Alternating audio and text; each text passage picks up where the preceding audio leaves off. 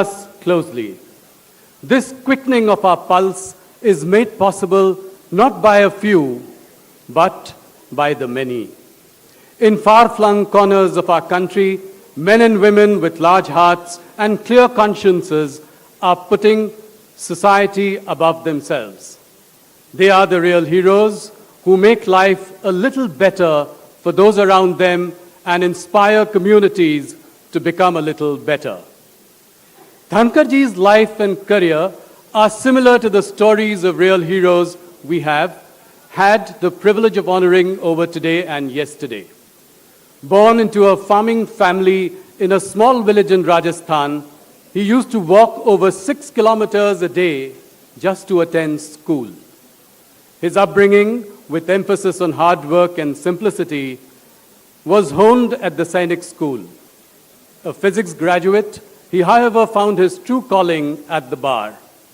He was the youngest president of the Rajasthan High Court Bar Association and practiced mainly in the Supreme Court from 1990.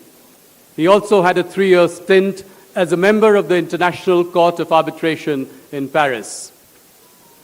As a parliamentarian, minister, the governor of West Bengal, his contributions to the country are many and varied. He has excellent knowledge of the Constitution, and his expertise with legislative affairs is a big strength. He has been uncompromising in his insistence on decorum inside Parliament. Dhankarji has also been an ardent advocate for the separation of powers. Yet, he is known as someone who is accessible and humble, which makes it easy for people to warm up to him. He is known for his amiable relationships across party lines, and, as we have just discovered today, a fine sense of repartee.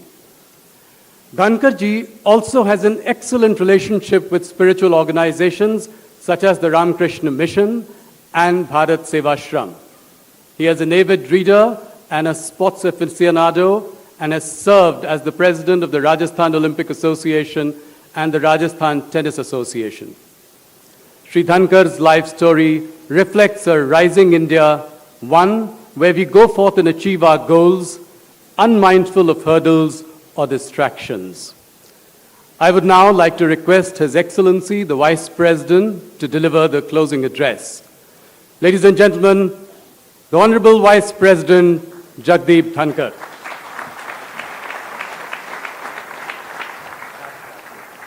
Podium.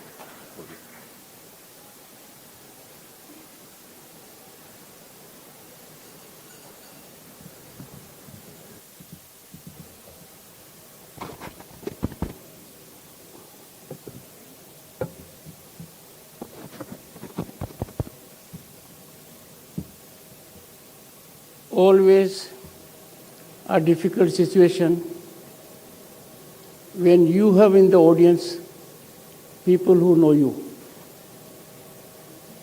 And the problem is complicated exponentially when you have someone like senior advocate Chetan Sharma in the audience.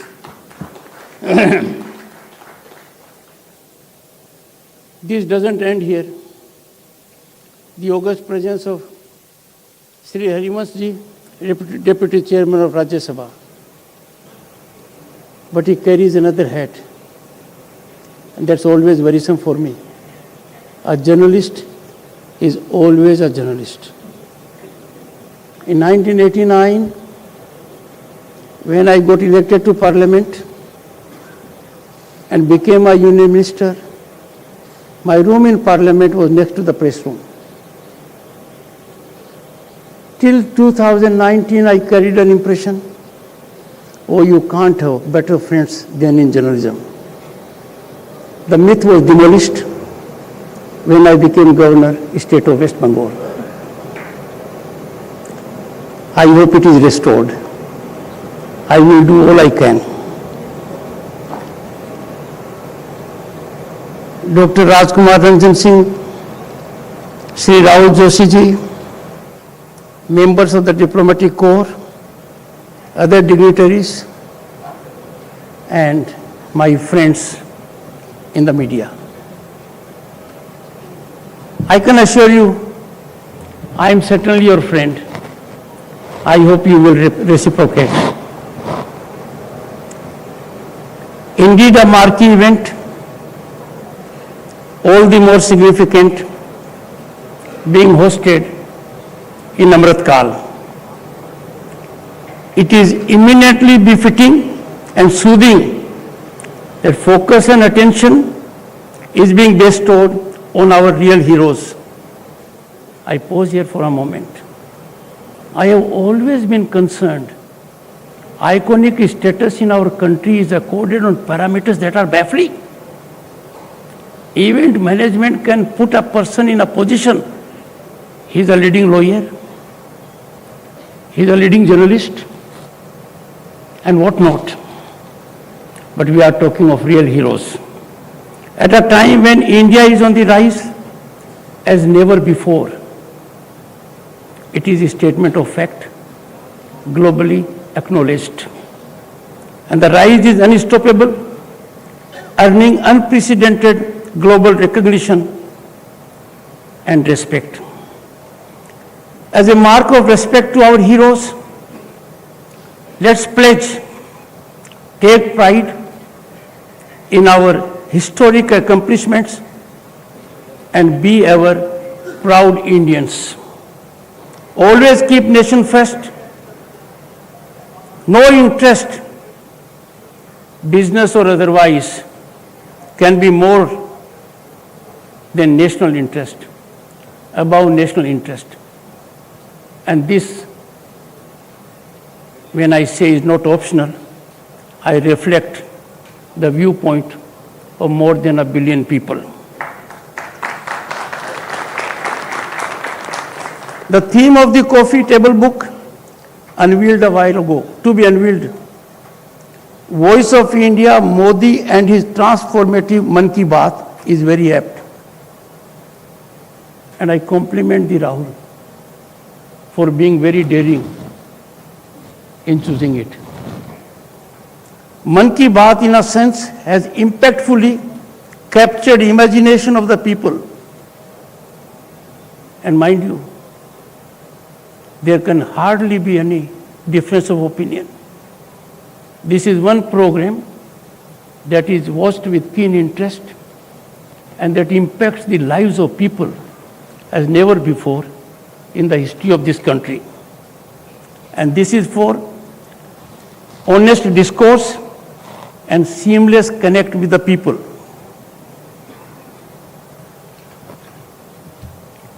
I appeal to media for wider dissemination of the coffee book content, as I have been given details thereof. Let us highlight success stories of real Bharat and exemplify our age-old value system. Friends, we are the most functional democracy in the world. There be no doubt about it. There is no democracy in the world that is constitutionally evolved at the level of panchayat, municipalities, state, and center. We have constitutional prescription in the shape of Part 9 of the Constitution for panchayats and 9 capital A for municipalities. No world government can claim to have such a vibrant, functional democracy reflecting diversity and unity simultaneously. Our constitutional institutions are spinally strong and independent. We are proud of our judicial system.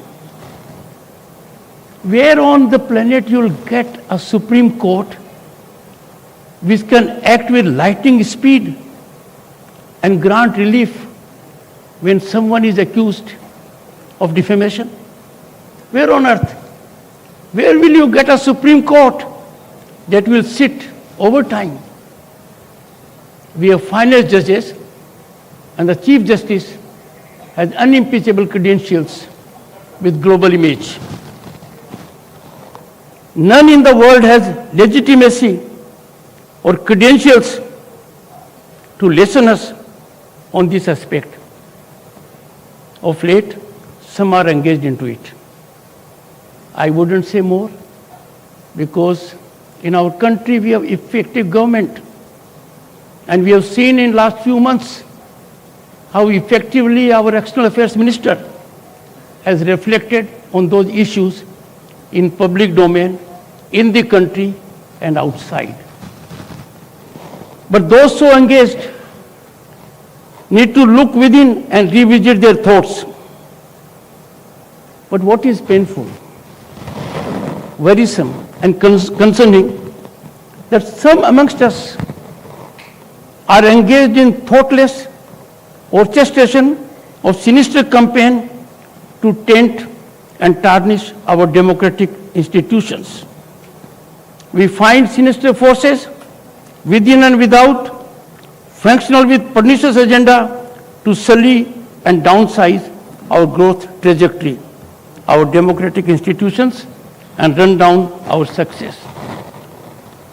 You will not find a parallel in the world where people holding positions of power would go to other country, other geographical locales to run down their own country. We all need to reflect on this. We need to be cognizant of virtual intense warfare against India's integrity by well-orchestrated global machinery functioning within and outside the country.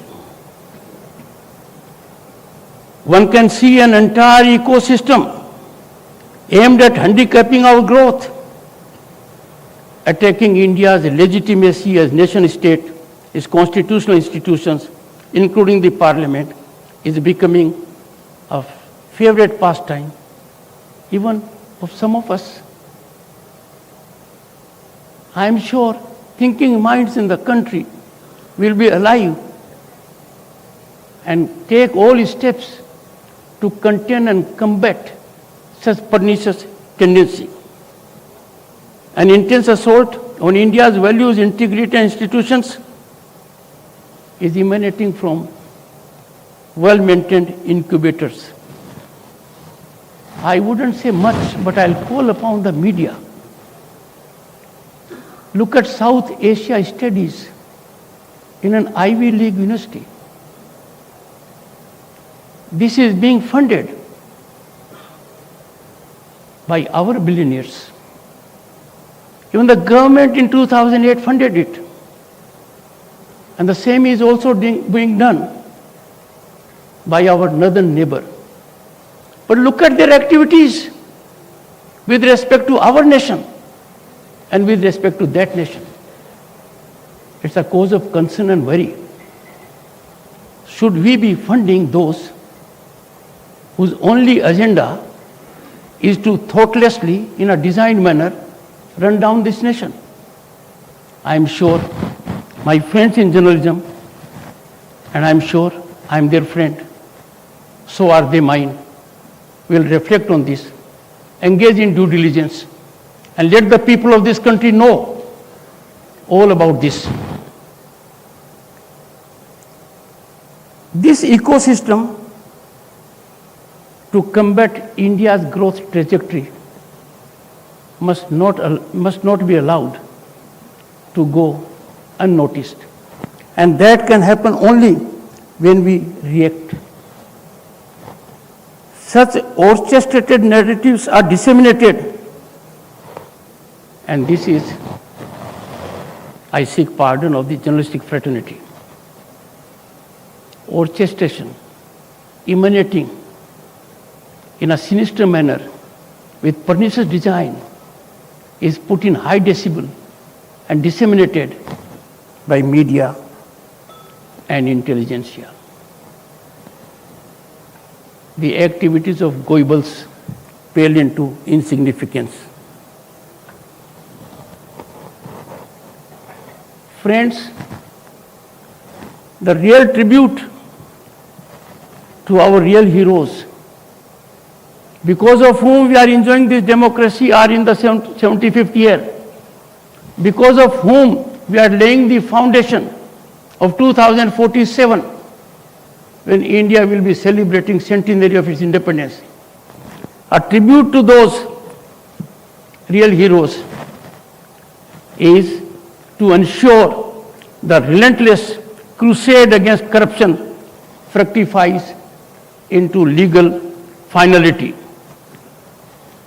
It is most unfortunate and a matter of concern that legally sanctified crusade against corruption is sought to be combated by partisan stance and individual concerns. How can issues of corruption be seen from political prism? How can issues of corruption be seen from the interest of an individual?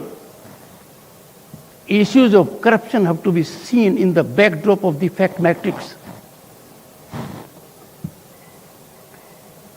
It is time for all of us to realize none in democracy can claim on any ground whatsoever, position or otherwise, to be above law and beyond the reach of law. Accountability to law is not optional in democracy. It is inalienable facet of democracy. There can be no democracy, there can be no democratic values if some individuals can claim and walk away with it. We are different. Doesn't matter, you do it by what method. It is time for all to reconcile to this level playing field reality. And always remember, I am referring to a quote, often quoted, quote, "Be you ever so high, the law is always above you," unquote. I don't know why some people can garner support, ignoring this such vital a sense of democracy and such kind of a legal situation. Issues including arising out of judicial verdicts have to be systemically addressed. There is a mechanism to address all issues under the Constitution. There is a hierarchical mechanism. If there is a verdict of the court one way or the other, it is not optional for the government or the concerned person to obey it or not to obey it. There is only one option: obey it or take recourse to lawful remedy. I was reading a book and I'm in the process of it. I'll give a quote from it. Quote, one doesn't fight a patient's ailment by holding placards and sounding slogans against the germs, unquote. The issue will have to be diagnosed, debated, and problem resolved.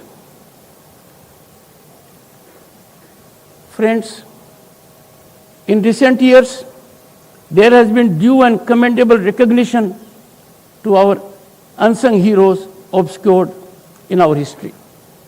I wouldn't take to details, you all know it. This never happened. Look at the canopy at India Gate, and we have majestic Subhash Chandra Bose giving us all the inspiration. Or for that matter, Birsa Munda, a Bhagwan, how we have commemorated him by having that day. Friends, in recent years, the tangible transformation of governance system has led to emergence of transparent and accountable ecosystem. I'll give two illustrations. Power corridors, for long infested with people engaging in lying and whatnot, have now been sanitized. So sanitized that people don't talk about it now. what used to be a very lucrative industry, it has vanished. And another sea change that has come to be effected in bureaucracy. Bureaucratic positioning, there is eclipse of plum posts. A big change. There was a time when there used to be lobby and industry used to be working overnight in overdrive to ensure who would hold a particular position for a secretary of a particular department. No longer, because work is worship. You don't wield power in authority, you serve in power. And that is why less government, more governance. It is tribute to our heroes that wholesome transformation is taking place owing to series of governmental initiatives and policies enabling citizens to fully exploit their potential and talent. You all know it. We had the occasion to see in this country long queues even to pay your bill. They vanished. We could never imagine that there could be some kind of inclusive growth and banking, that during most difficult days of pandemic, there could be direct transfer. We could never imagine that 11 crore farmers will get more than 2,20,000 crores directly in their accounts. In the process, another lucrative industry has died. Middleman. It has vanished. New vistas of opportunities are now available. It is in this backdrop that our track record in producing more than 80,000 startups and more than 100 unicorns is envy of the world. India today is a global destination of investment and opportunity in otherwise stressed global scenario. Friends, it was a moment of pride for us all in September 2022 when India became the 5th largest global economy. And there was another satisfying factor. In the process, we overtook our erstwhile colonial rulers, the UK. By turn of the decade, India will be the 3rd largest global economy. Friends, I have a special appeal for journalists and intelligentsia. Don't mistake me. I take journalists to be part of intelligentsia, but only to make my point little more emphatically, I have put them in 2 categories. So intelligentsia, that includes journalists and others. My appeal to them is, please generate a climate so that our parliamentarians in temples of democracy exemplify high standards worth emulating by people at large. Why I say so? Our Constituent Assembly that functioned for 3 years and had several sessions, it comprised of illustrious people who believed in nationalism and freedom. They gave us a constitution to us facing contentious issues, divisive issues, and they navigated it without disruption, without disturbance, engaging in debate, dialogue, discussion, and deliberation. There was no occasion for them to come to the well, show placards, or throw papers. And I know for sure, more than 1 billion people do not relish it. They are concerned at it. Media has a big role to play.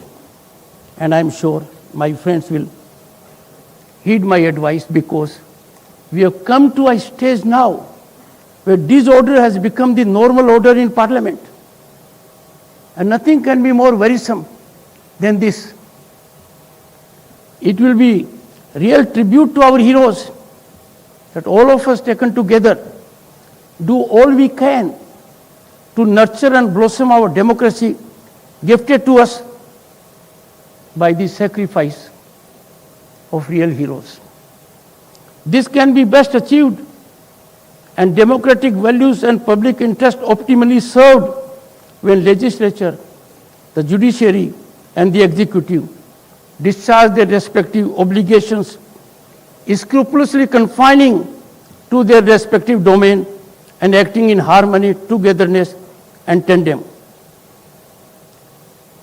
Friends, in a dynamic governance and democracy which we are, there will never be a situation where there will be no issues between the institutions. The issues are natural, they are bound to be there.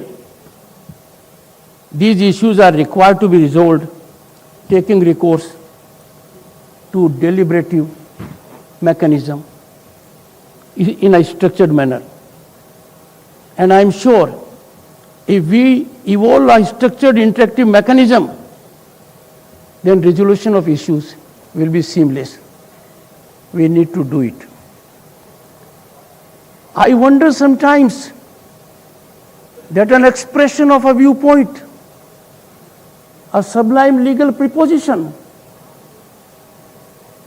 is dubbed by media with those headlines. That should not take place. I appeal to you.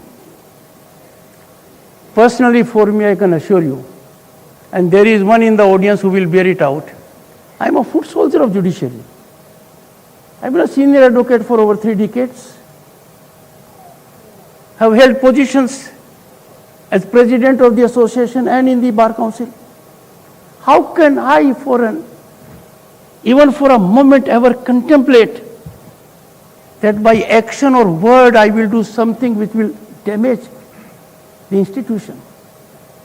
We signal authorities that this is required to be done in this manner. I would use this platform. Let those at the helm of constitutional institutions not communicate in public domain. Friends, I share with millions of countrymen deep sense of appreciation for real heroes. It's because of them that we are here. It is because of their sacrifice that India today is on the rise.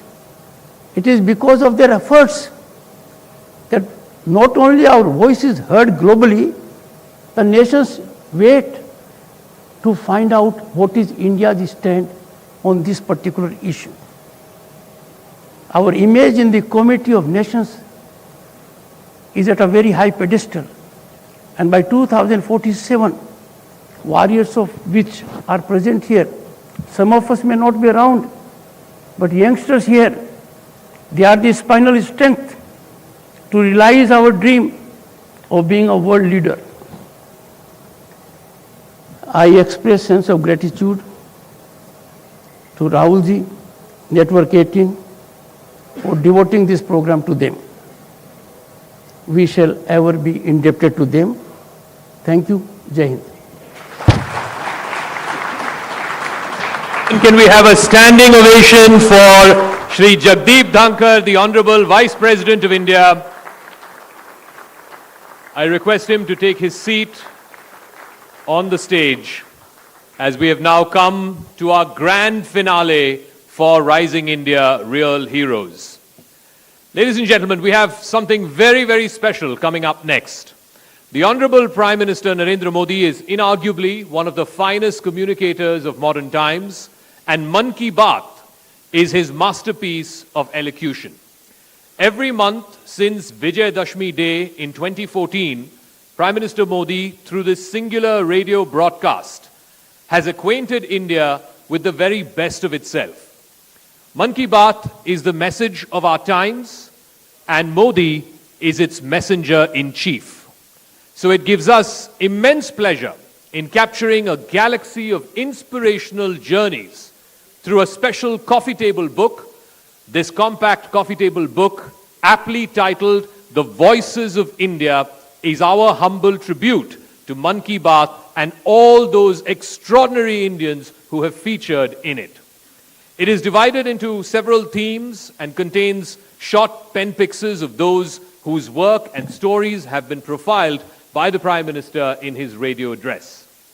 We request the Honorable Vice President, Shri Jagdeep Dhankhar ji, to unveil the book. May I also request Network 18 Managing Director and Editor-in-Chief, Shri Rahul Joshi, to join us on the stage for this very, very special moment. Ladies and gentlemen, can we have a round of applause for this coffee table book unveiled in front of you today at the grand finale of Rising India Real Heroes, The Voices of India, capturing the story of ordinary Indians who have done extraordinary things in their life. And through them, as the Vice President said, through these real heroes, we are able to live our lives. Ladies and gentlemen, can we have a round of applause for the Voices of India, a tribute to the special mentions in the Man Ki Baat radio address of the Honorable Prime Minister every